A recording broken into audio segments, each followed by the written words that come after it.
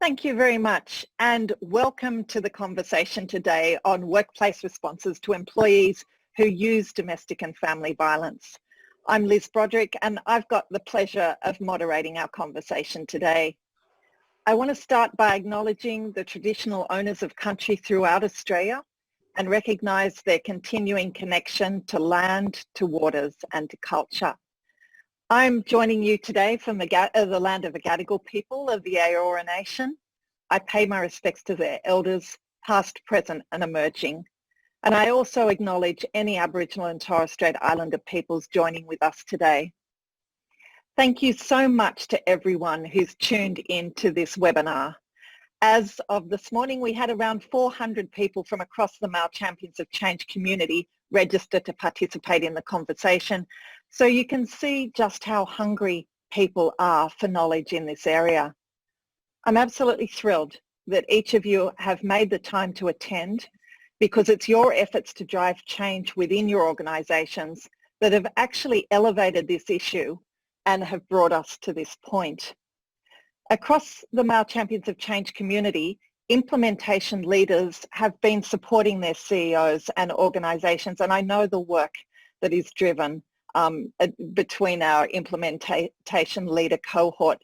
But it's you who have implemented a range of workplace responses to support people impacted by domestic and family violence. So I really want to start by thanking each of you for your personal and also your professional commitment to this cause. Your efforts are critical. This work is nothing without your leadership and expertise. And I was reflecting on today, actually, as I was coming here in our workplace today, but I was thinking about what an important day it is.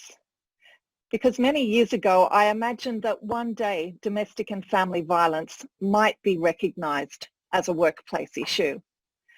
But I never imagined that one day I would be here with every one of you discussing our workplace response to employees who choose to use domestic and family violence.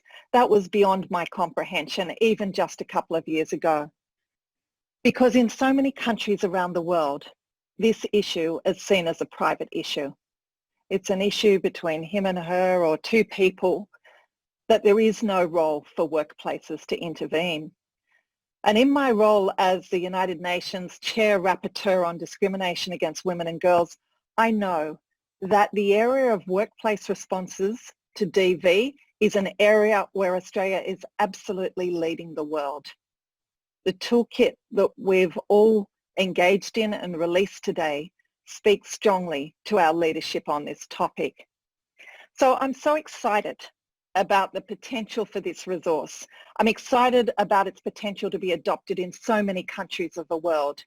And boy, do we need it at the minute.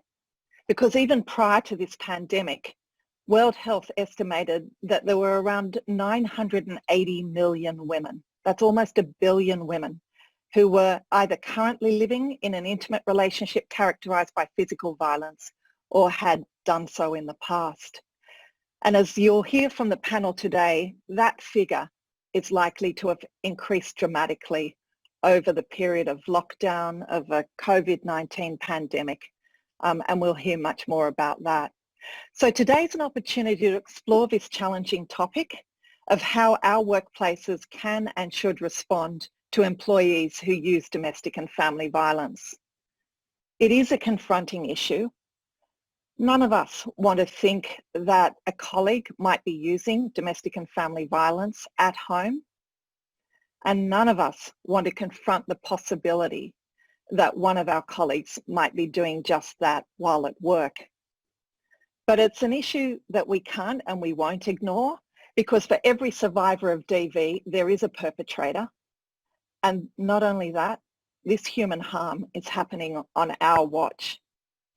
So we can and we will take the next step. And that next step is to expect that people who use violence need to change their behaviour and can do that, but whilst we provide them with the support needed to enable them to do so.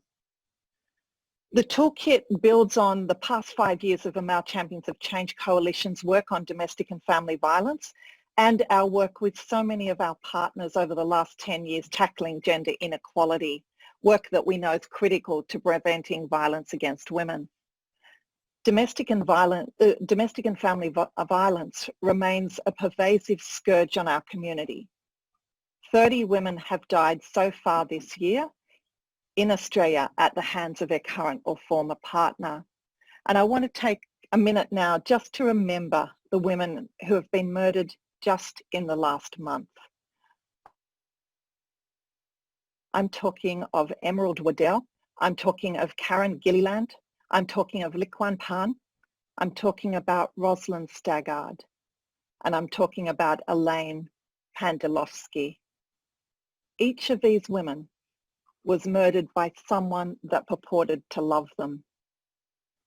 So we owe it to all these women and to the many people living with domestic and family violence right now and their families to redouble our efforts to end domestic and family violence in our community. COVID-19 has only added to this sense of urgency. The genesis of a toolkit that we're releasing today was really a conversation with Our Watch, a conversation with No to Violence and CBA almost a year ago. There were growing requests for a resource that we undertook to co-lead with those other partners to really develop some guidance in this area. Our goal was to help identify the principles and considerations that can guide a workplace response to employees who use domestic and family violence. Now, every one of us on the call today knows that one size does not fit all. It doesn't in relation to people who experience domestic and family violence, so the survivors that we support, and it also doesn't work in relation to responding to people who use violence. Each organisation has a different context. Each organisation's workforce is unique. So for this reason, it's a high-level guide, and it's a guide that's designed to be adapted and customised to different contexts and indeed diverse groups. And that's what we aim to do through the discussion today, is to provide the principles and frameworks for adapting and tailoring your responses. I just want to finish now to say that we have had so much help in developing this toolkit, and I want to particularly mention two key advisors. One was Christy McKellar, a survivor advocate from Melbourne, and Ludo McFerrin, who's an expert in this area. We also partnered with 5 incredible organisations who are joining us for the conversation today, and I'm just so grateful for their commitment. And that includes Patty Kinnesley, CEO of Our Watch, Jackie Watt, the CEO of No to Violence, a men's behavioural change program, Jackie Lashmond, who's the CEO of Australia's CEO Challenge, Professor Jan Breckenridge, head of the School of Social Sciences and co-convener of a Gendered Violence Research Network at the University of New South Wales, and Karen Willis, Executive Director of Rape and Domestic Violence Services Australia. Thanks to each of you and to your teams, not just for collaborating with us on this piece of work, but for the work that you do every single day to help keep Australia safer. And from our Male Champions of Change Coalition, I'm delighted to welcome 3 individuals who've had a huge input into this resource. Craig Drummond, the CEO of Medibank, Paul Jenkins, the Global Managing Partner of Ashurst Law Firm, and Ryan Burke, who's the Head of Diversity and Inclusion for CBA. Each one of them played a key role in the development of this resource. But before I kick off our conversation, what I'll do is just outline how we'll run for the next 45 minutes, 50 minutes. What I'll do is I'm going to start by asking our fabulous panel some questions to get the conversation going and to get their different perspectives. We do have a question button that you can use to post questions, comments, feedback, any wisdom. But I'm hoping we can get to some of those, but given the size of the panel and the fact that we only have an hour, it may be difficult. But we would encourage you to continue to contribute throughout the conversation, because we will be collecting all the resource from the chat and the question bubble or speech bubble at the bottom of your screen as we work to take this resource forward. Also, the conversation today will be recorded, and we're keen to do that because we want you to share it with others within your organisation who are unable to join us today. I hope that this will be the beginning of many further conversations, sharing and learning as we step into what is really uncharted waters. Finally, can I acknowledge that this is a challenging topic, particularly for anyone with lived experience. So should you need any support during or following this call, please do reach out for help, including by calling 1-800-RESPECT. Okay, so with that introduction, I'd love to get the conversation going. As I said, we've got 8 panelists today, people with deep expertise in this area. And I've asked each of our panelists just to please try and keep their remarks brief, as I'm keen, as I said, to have some Q&A at the end. But Patty, if I can kick off with you. You're the CEO of Australia's peak organisation for the prevention of violence against women. Patty, could you talk to us about the role of the workplace in preventing domestic and family violence and how you believe workplaces can create a culture where women are valued equally, respected, and are able to be safe? Thanks very much, Patty. Thanks very much, Liz, and I'll just like to acknowledge all of the work that's gone into this toolkit, which I believe to be a world first and a really important addition to our work in Australia. So workplaces have a really important role to play. We're actually really fortunate in Australia to have a national framework for the prevention of violence against women and their children. It's called Change the Story. And Change the Story brings together international research and nationwide experience and expertise on what's driving violence against women and what we need to do to prevent it. It makes it clear that gender inequality is the core of the problem and that particular expressions of inequality present in all the places we spend our time, what we call the settings of our life, where they're present, it consistently predicts higher rates of violence against women. So things like condoning of violence against women, men's control of decision-making and limits to women's independence, rigid gendered stereotypes of masculinity and femininity, and disrespectful relationships between men and women. It's these drivers or expressions of gender inequality playing out in those places we spend our time that create an environment where violence against women and family violence is more likely to occur. And we know, everyone on this call knows, that one of the places we spend most of our time is in fact in the workplace. So it rings true that the workplace has a really important role to play in challenging those drivers of violence against women. So if we are to create an Australia where violence against women and family violence is less likely, we need workplaces to be places of equality and respect. So workplaces can call out disrespectful behaviour towards women, and importantly, and where today's toolkit comes into play, is responding appropriately to users of violence against women at work or family violence, while also creating a workplace culture that fosters and promotes equality. This includes rejecting sexism and discriminatory attitudes, confronting organisational practices that might be long held that devalue, exclude or marginalise women. And we need to support increasing numbers of female leaders. These are very practical things that you can do. Workplaces should also focus on closing the gender pay gap, offering flexible work arrangements, particularly as we come out of COVID, and encouraging parental leave for both men and women. And always, with any of this work, boards, CEOs and senior leadership need to lead this whole of organisational change. It's really important to remember this is not up to one leader or one workplace, but it's a collective effort that will help prevent violence against women in workplaces. And if you look around the panellists today, there is so much support, so many tools and resources that your organisation and workplace can use. When businesses and workplaces take action against employees that use violence and at the same time implement cultural and structural change within your workplace to promote gender equality, we have an incredible opportunity to be part of a solution to end domestic and family violence in Australia. Thanks, Liz.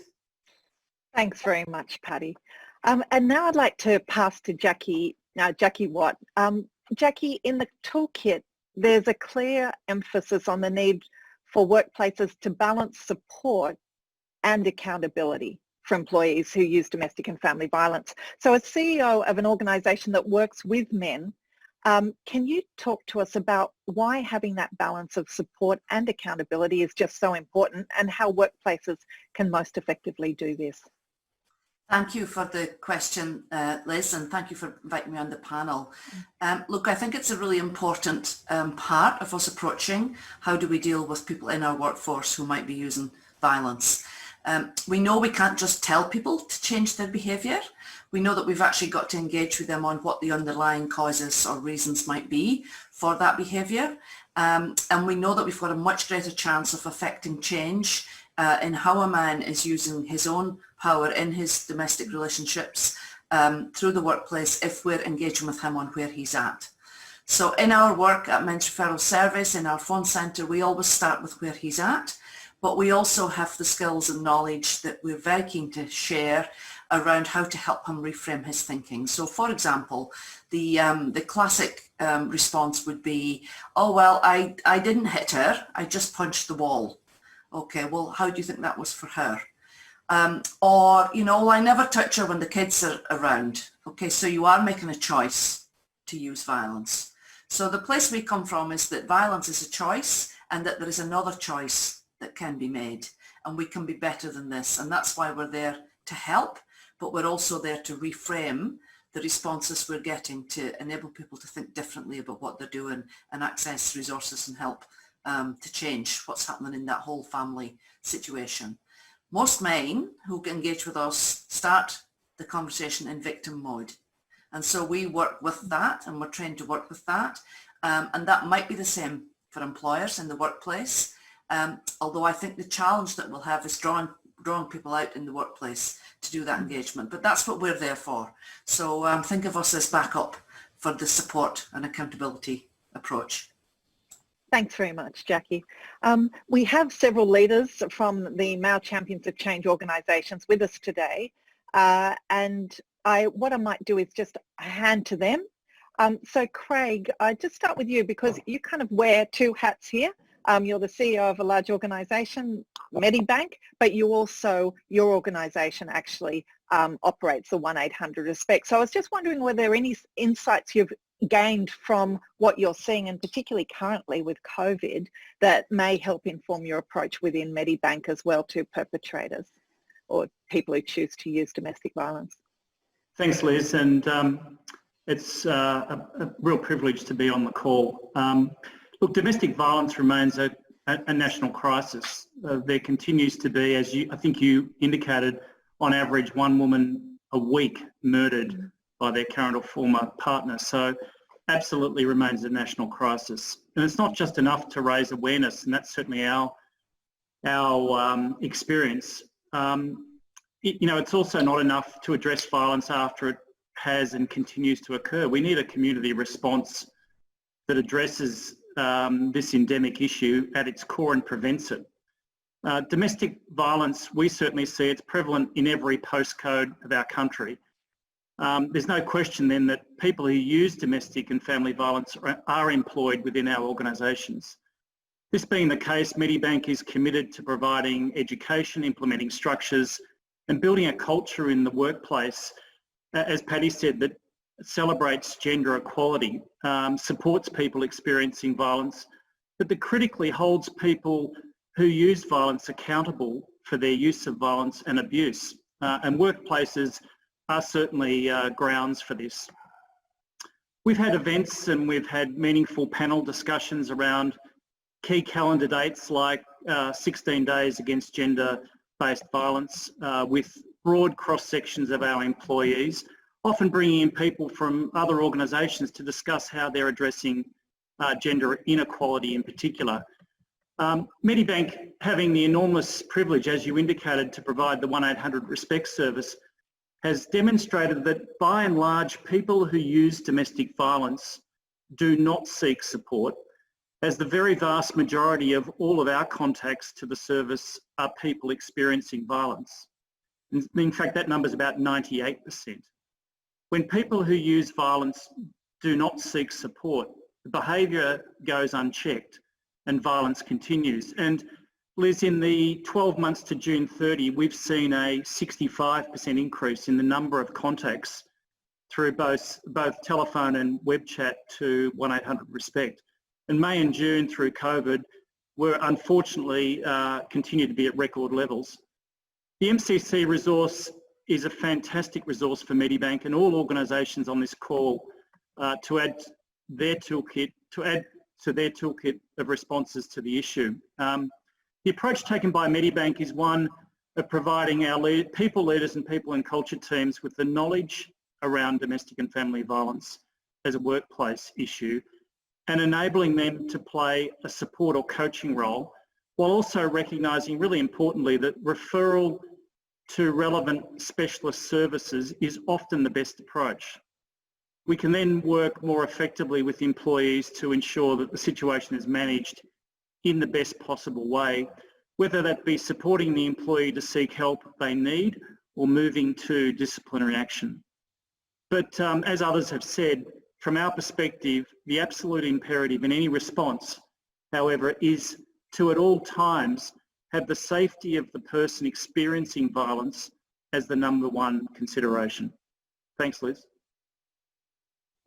Thanks very much, Craig, and that's something that the whole toolkit kit is predicated on. The overarching, I suppose, objective is the safety of the women and children. So thanks very much, Craig. Paul, I'd just love now to hand to you for you to share any personal insights on your organisational response, Ashurst being a global law firm, and then also from a legal perspective, because, employers often say to me, well, wait a tick, we're buying ourselves a whole lot of legal problems by stepping into this area. So what are the key considerations that employers should be aware of before taking action? Thanks very much, Liz, and my congratulations as well to the MCC in putting this toolkit together. We've obviously been delighted to be involved and assist with it, and a big thank you to the project partners who have assisted and the other experts that are also all on the line. In terms of my personal experience at Ashurst, back in 2016 we put in place our policies for paid leave, manager training, access to support, all focused on the survivor and making sure we had all the right support there for the survivor. And we did that first in Australia in 2016, as I say, then in 2018 we then rolled that out globally.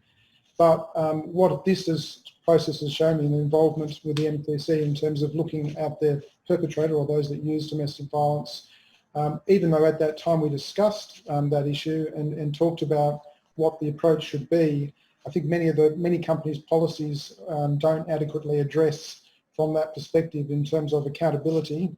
To pick up some of one of the points that Jackie mentioned, as well as around support and how do you make sure that behaviour is changed. So that's really opened my eyes as to how we need to have another look at our policies to address those issues. In terms of what the legal issues are, it has been said that it's quite complex. It is a bit of a legal minefield, but really there's a fundamental principle, which is that as an employer we have a duty of care to provide a safe working environment for all our employees. And to balance against that, employees are also entitled to a fair process where they can respond to concerns or allegations that are made against them. So it is really about balancing those particular obligations and rights. Some of the areas that you'll see in the toolkit, those that have a chance to look through, and I encourage you to do so in terms of what the legal issues are. First, temporary workplace adjustments. In some cases, a temporary workplace adjustment if you have two employees within the organisation, one who is a user of domestic violence and the other a survivor, making sure that the location, working hours, there are adjustments that are made. It may be that the user of domestic violence is using email or text, and there's a requirement to change that form of communication or copying a manager. So you'll see that there's some suggestions in relation to temporary workplace adjustments. Ensuring that the employer complies with any intervention orders that affect the employees at the workplace is another area that's covered. And also disciplinary action, particularly relevant with the pandemic, that it may be appropriate for disciplinary action, even if the behaviour is occurring outside the traditional workplace in terms of the office. If it is occurring within the home, then there are still obligations for the employer if the conduct and the workplace has a link. And the other point that I would draw out in the paper or in the toolkit is that it's really important that you seek advice from domestic and family violence experts like those that we have on the call today, your HR department and advisors, because it is a complex area. Thanks very much, Paul. And, your comments particularly about, it's not just in the four walls of an office of a workplace, but particularly during COVID. The fact that your house becomes our workplace in a sense, so it has the additional dimensions there. So thanks so much for that. What I'll do now is jump to Ryan. And Ryan Burke is from CBA, the Head of Diversity and Inclusion. And Ryan, CBA's been such a leader in this area.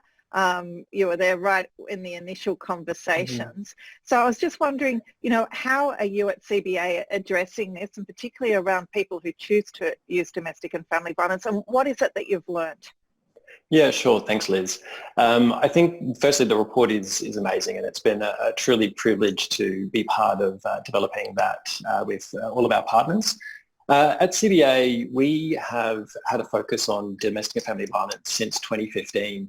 And we really started by engaging with our community partners, as we knew that we didn't know sort of what to do. So we had to go to the experts to engage with them to get that guidance. And we really started with focusing on our people. And what that meant was to make sure that we had the right structures in place in that foundation around leader commitment, training, policy, and also triage, which is essentially making sure that the various teams within CBA know what their role is if a situation should arise from a victim survivor or an employee who uses violence. And so that triage process has really set us up for a lot of the work that we've done over the last year in terms of our workplace response to employees who use violence. We've partnered really closely with Jan Breckenridge, No to Violence, Paddy from Our Watch, and a number of other organisations to shape how we approach this situation. I think from my experience back in 2018, when we first held a workshop to try and map out what a workplace response to employees who use violence was, where we had about 50 people from business, government, and also community organisations to try and help us map that out. We found that it was a really great experience. We learnt a lot, but we also found that the subject matter and the context was incredibly grey, and it was a complex space for us to work in. So then over that time, since 2018, we've worked quite closely with our community partners to develop a response which hopefully has that balance of accountability as well as rehabilitation.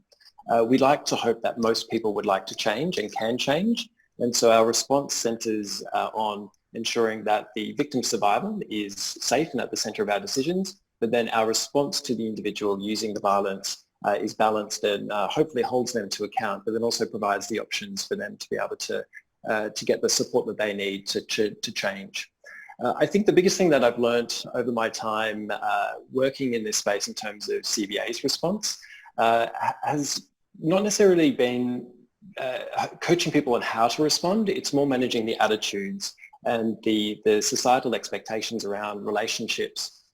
Everybody comes at it from a different angle, and we need to make sure that our reaction to the situation is going to cause the right reaction for the people that we're trying to support.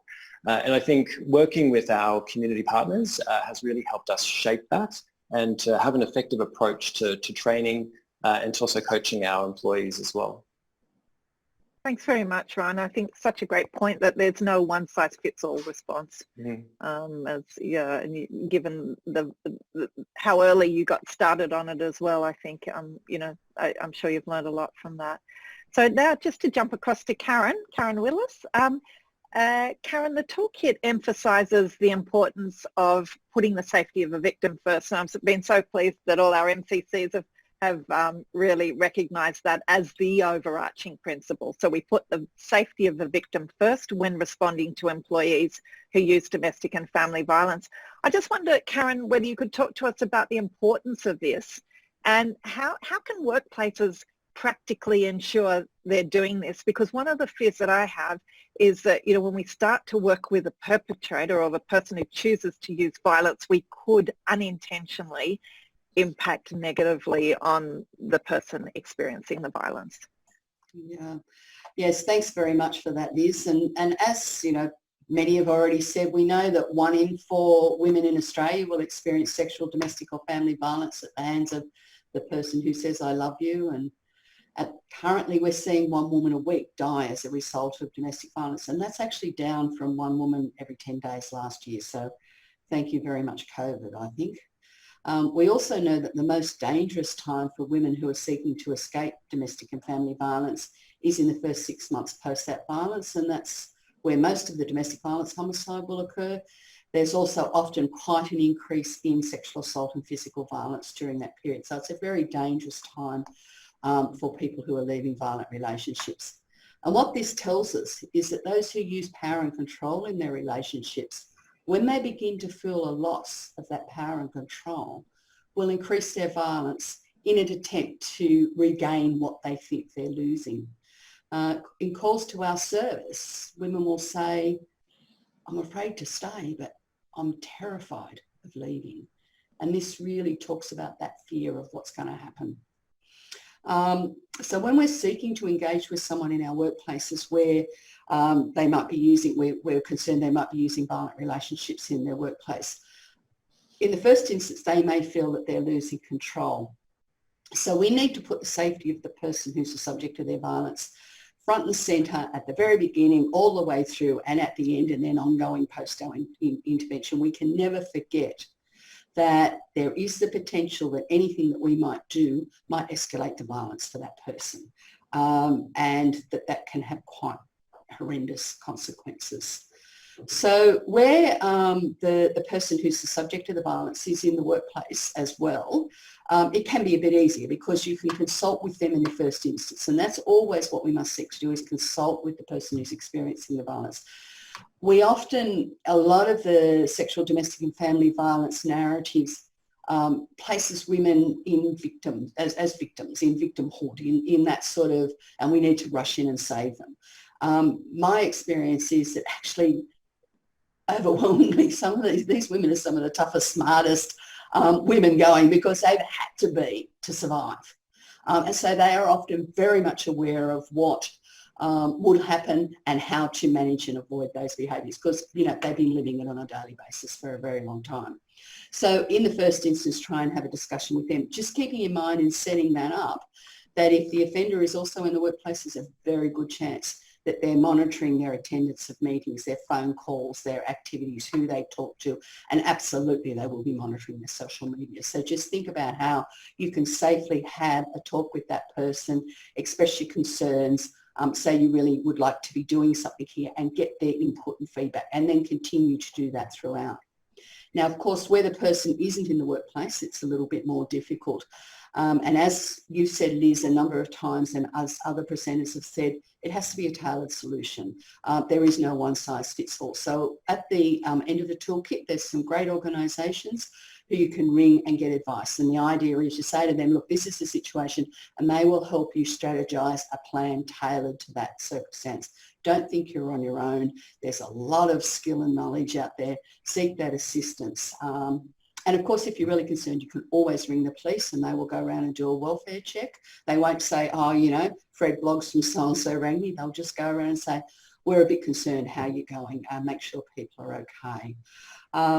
You know, taking action, as you said right at the start, Liz, on this can be really difficult.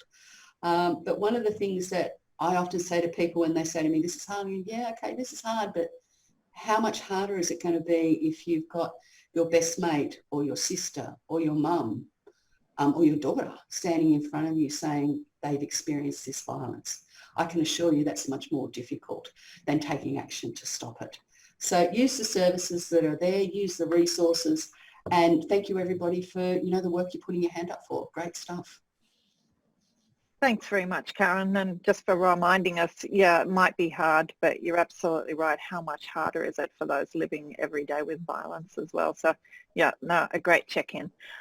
So now I might move across to Jan. Jan, They're at the University of New South Wales, and you run a fantastic organisation, research organisation there. You work with organisations on their responses to employees who use domestic and family violence. So I'm really interested to hear from you is how does an organisation typically become aware that an employee is using DV, and what are some of the pitfalls that organisations should watch out for? Because I think this is a hugely complex area as well. Oh, that's a really good question, Liz. There's not necessarily one way that an organisation is going to find out, and I suppose if you look at breaking it down into chunks, I think one way that they can find out, which would often be unanticipated, would be that the person themselves actually asks for help. And we know in some of the training that we've conducted that we've twice in my experience, but I know other trainers have also experienced this, the person has listened to the messaging about what constitutes domestic and family violence, and particularly around coercive control and isolating partners, and they've seen themselves in that particular depiction and they don't want to be that person, and so they've actually sought help.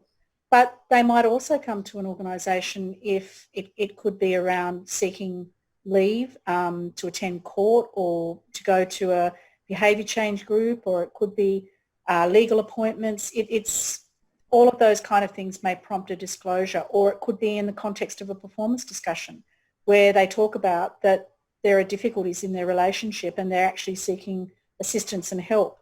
It can be the person who is experiencing domestic and family violence, the partner, may notify an organisation, or as you said at the beginning, Liz, very often people meet their partners in their workplace. So it's not necessarily out of the realms of possibility that the person, that both person who uses violence and is experiencing violence may be in the same workplace.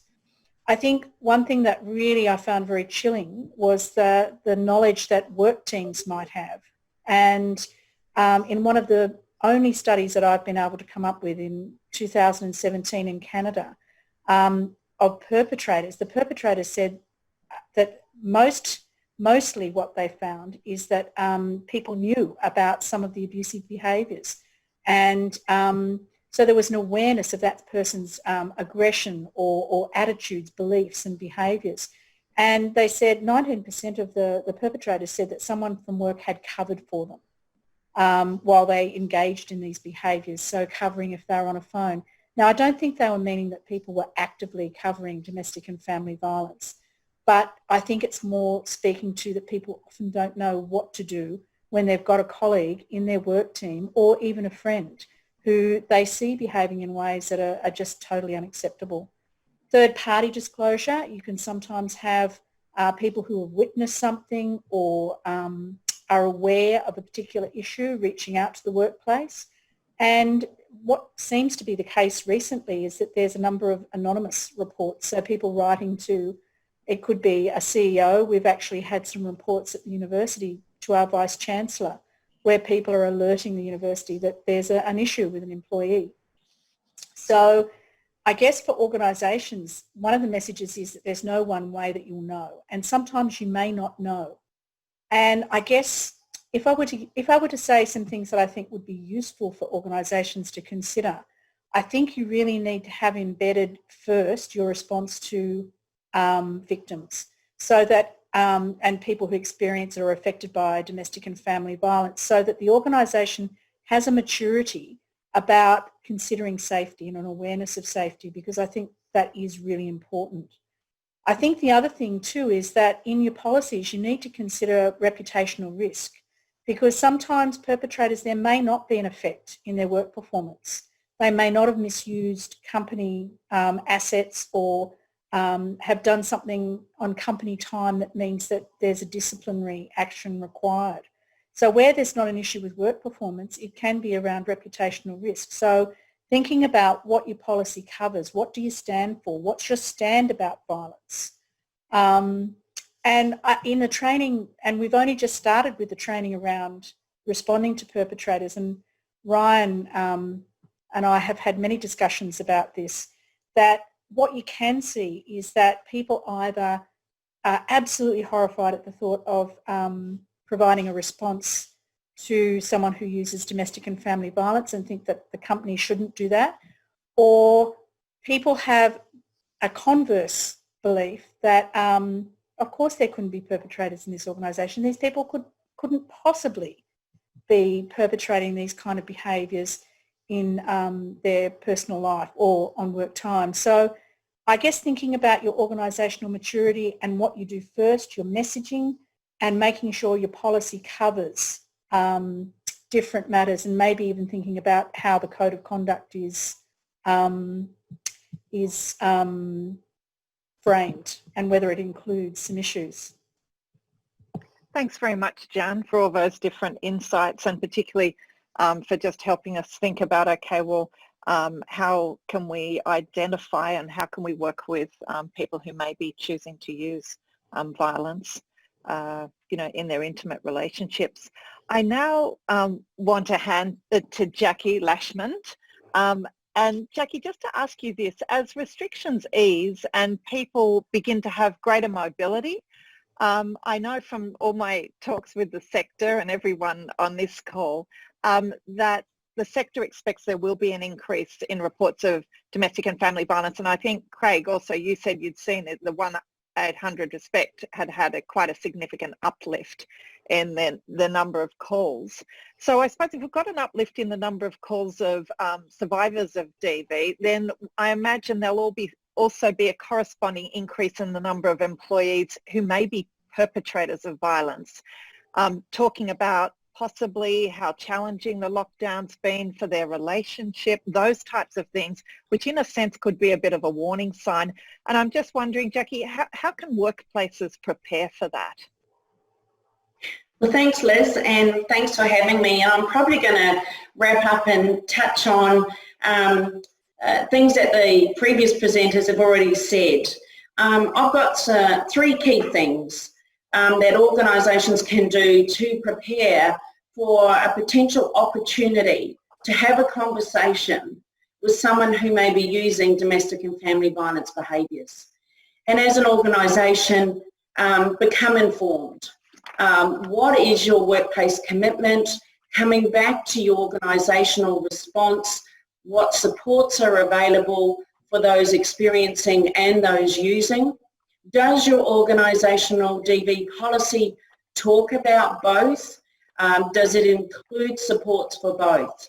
So being informed about what is your organisational framework of support, what is the commitment from the organisation. Secondly, becoming aware. Education and awareness through your sphere of influence. Your sphere of influence including your strategic marketing and communication of messaging. Are we having conversations and talking about both? Have we only just up till now in our journey of response talked about those experiencing? Is it now time to, map through or weave through your safety messaging on returning to work to include that you understand that relationships could have been strained through this period of the pandemic, and the opportunity for this workplace to seriously communicate their commitment to health, safety and well-being in a generalised sense. And how could you weave messaging through to start those conversations where if I have been in that situation, I might feel that if I did disclose or talk to a manager, I may be supported. So being able to reduce the stigma and shame also associated to using these behaviours, and how can we provide a safe space for someone to start a conversation with the manager to change their behaviour. Thirdly, becoming prepared to do that. We are looking for transformational leadership. We are looking to skill our leaders up to be able to appropriately recognise, respond and refer. And you hit the nail on the head on how would you even know that anyone in your workplace was experiencing or using domestic and family violence behaviours? Well, we know signs and symptoms that someone isn't okay. And those same symptoms look very similar for someone using domestic and family violence behaviours in their relationships. And I want to encourage leaders that you can do this. You absolutely can step up at a minimum and ask if someone is okay, and create a space where they feel safe enough that you've built trust and rapport, that they may just disclose that they are not having a healthy relationship. The response you talked about in preparing your leaders around their own unconscious bias, their own values and beliefs, and the ability for them to be non-judgmental and empathetic. Do our leaders have those skills, and are they equipped with their toolboxes to be able to navigate a relevant and appropriate response to ensure then that the pathway of referral is to a specialist service like No to Violence? We have an opportunity to prepare that there has been change, that we are seeing through media exactly what is happening in our communities. And as workplaces, we have an opportunity to be prepared through our sphere of influence, have a framework of support, understand where those referral pathways are, and know what those referral pathways offer. So it's okay just having a phone number, but what are the actual support services available? How can we upskill our leaders to also look at their shadow of influence and be part of the change and lead by example? Thanks very much, Jackie. And yeah, thanks for those fabulous insights. What I'd like to do now, just in the remaining time, given that we've got over 320 people on the call, I'd love it if I could whip round to each of the panelists and ask you, what is the one thing that those over 320 or 330, however many we've got, what is the one thing that they could do today to play their part in ending domestic and family violence? So that would be one. If you don't like that question, then are there any further insights or points that you want to flag for our, for our participants to take away with them, particularly if they're things that haven't been raised on the webinar? And I suppose the other question, maybe for the business leaders, is what can we do to get others on board? Particularly, what can we do to get other men leading in a really intentional way on this particular issue? So there's a smorgasbord of questions there. Just answer one, and if you can keep it reasonably brief and short, that would be fantastic. And I'm just going to work around. And Paul, you're sitting right beside me on my screen, so I'm handing to you. Excellent. Thank you. Liz, I'll take the question in relation to what's one thing that those that are watching can do, and particularly the CEOs on the line who are watching. I really think it is what Jackie just said around transformational leadership, and it is taking the opportunity to discuss this toolkit with your executive team and getting one of the experts that we have here or another expert to come in and talk to the leadership team about the issues, and just spending half an hour as a leader talking about it with your executive team will make a big difference. And starting to that awareness, thinking about what the issues are and how you're going to actually create some change within the organisation. Thanks so much, Paul. A great suggestion. Moving to Patty then. Thanks, Liz. I'd say, when we listen to all these experts, it can be really overwhelming. I'd just say to avoid the temptation to be overwhelmed and do nothing. You actually don't have to be perfect.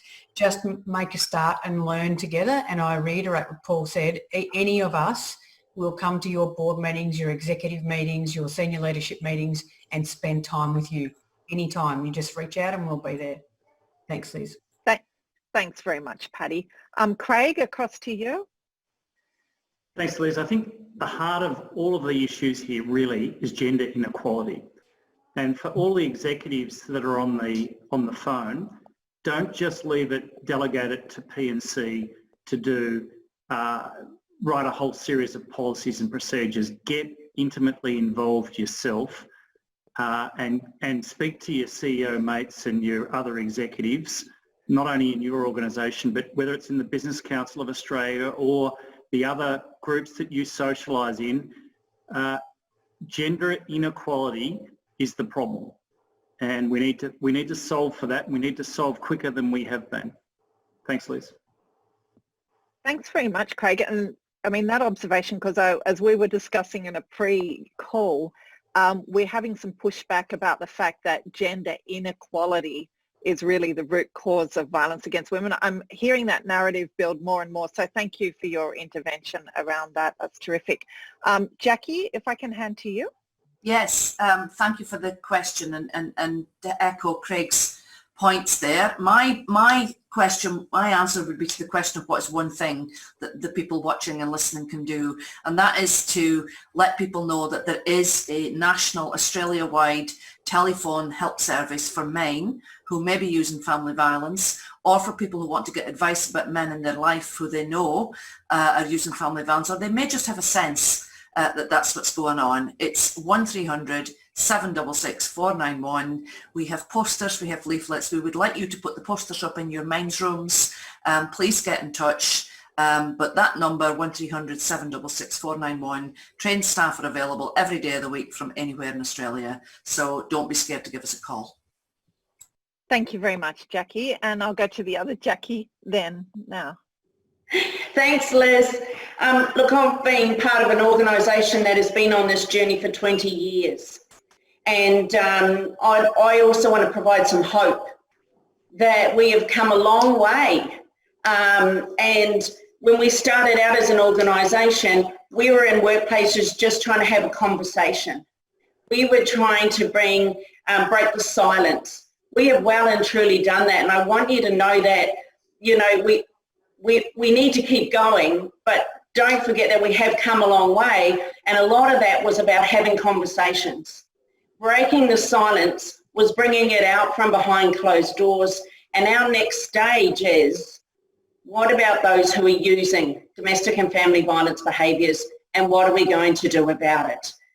Keep the conversation going is my tip. Thanks very much, Jackie. You often look for the major things, but actually it's the small things that create the change, and particularly around workplace cultures as well. So that conversation's just so very important. If I could move now to Ryan. It's on my screen. Yeah, sure. Thanks, Liz. I think for me, it would be align it to your organisation's purpose. CBA, we have a focus on domestic and family violence and financial abuse.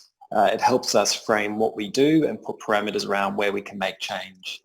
I also think that this space is not competitive. Share as much as you can with your colleagues in other companies, in other organisations. It's the only way that we'll make change. And to engage our community partners in their services, because they're the experts and they know what they're doing and they can help.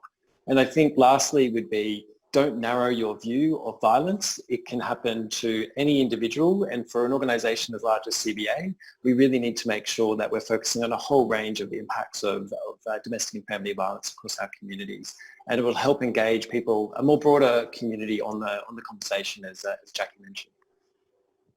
Thanks so much, Ryan, and thanks for your leadership in CBA. Karen, if I can pass to you. Sure. My challenge really is to everybody is to hop on the Our Watch website, take 10 minutes to have a very good look at the Change the Story framework, understand that gender inequality is the #1 problem, look at the 4 drivers of that inequality, look at the ecological model, which says those 4 drivers relate to the individual, the family, the society, and community and society. Pick a driver, pick a level, work them together, come up with a strategy of something that you can do, and give yourself a time frame. Now, it might be something as simple as tonight, I'm going to go home and have a talk to my son about ethical relationships. Or it might be tomorrow I'm going to go to the board and change the world. I'm quite happy with either of those and everything in the middle. And then once you've done that, the second thing is to grab one of your mates and challenge them to do the same thing. And I suppose for me, if we all do something, just something, you know, if we think about it, you know, Victoria Falls starts as a rain shower in Upper Angola. And as it works through the great continent of Africa, it changes the landscape and the flora and the fauna and the humans and everything else in the most incredible ways, and ends up in the most amazing falls the world has. Be one of those rain showers, and we'll all totally we'll make that Victoria Falls. We're all with you, Karen. Make the rain fall. Thanks very much for that intervention. And now I'll just pass on to Jan. Look, I think it's so easy to feel overwhelmed, and it's so easy to think that you're being asked to respond to the domestic and family violence, and that's really not what a workplace response is. It's for you to see what you can do, what part you can play as businesses and business leaders to help support people change their behaviour in relation to perpetrators, and to support employees in particular who are affected by domestic and family violence. And I think it's very easy to feel that you're being asked to be counsellors. That's not what you should be asked to do. And I think I just echo some of what Ryan said as well, that one of the most powerful things that I saw was with one of the organisations that we provided some training for, was a CEO get up and talk about his experience of domestic and family violence as a child. And we didn't know that he was going to do this. It was something he just felt he really wanted to share, to say that this can happen to anybody. Don't think that it happens to certain people, only certain relationships. And it really made a difference with how people engaged. So that leadership is actually critically important, because if people see that you are, as leaders, are so staunchly supportive of responding to people affected and to perpetrators and to making a difference, then it allows other people to start the conversation. But I really think that mentorship is really important. We're nearly at closing time, so to speak, so I will need to wrap it up. But I just want to thank so much every one of our expert panelists for their insights, their contributions to the discussion today. But most importantly, I want to thank every one of you for the work you do every day. It's incredible, and I love working with the sector. I love the way we collaborate. Karen's talking about Paddy's resource and whatever. We want everyone to rip off our resource as well. That's what will shift domestic and family violence in this nation. So be part of that picture if you're listening in on this call. Thank you for tuning in, but don't think you're going away without taking action. That's really our one ask of you. And as our panelists said, it doesn't matter how small or how large. Often change doesn't happen in one giant leap. It happens in the countless thousands of individual steps that every one of us take. This is a new issue for many of our organisations, but I hope this is the beginning of many more conversations and so much more sharing of actions to come. And I'll remember this day, because I remember when I started as a Sex Discrimination Commissioner, and I decided, when I started to understand the prevalence of domestic and family violence across the world, I thought, you know what, I can close my eyes and someone can bring me a map of a world. I can put my finger on any country with my eyes closed, and I know one thing about that country. I know violence against women will be a problem, that domestic and family violence will exist. Well, I say today, let's take Australia off that map because we're doing something else. We have our new resource. We have the commitment, the power, the influence, the wisdom, the beautiful interventions of every one of us. And we can do it. So thank you so much for being part of this conversation. Stay safe, stay COVID free, and we'll see you at the next conversation. Thank you very much.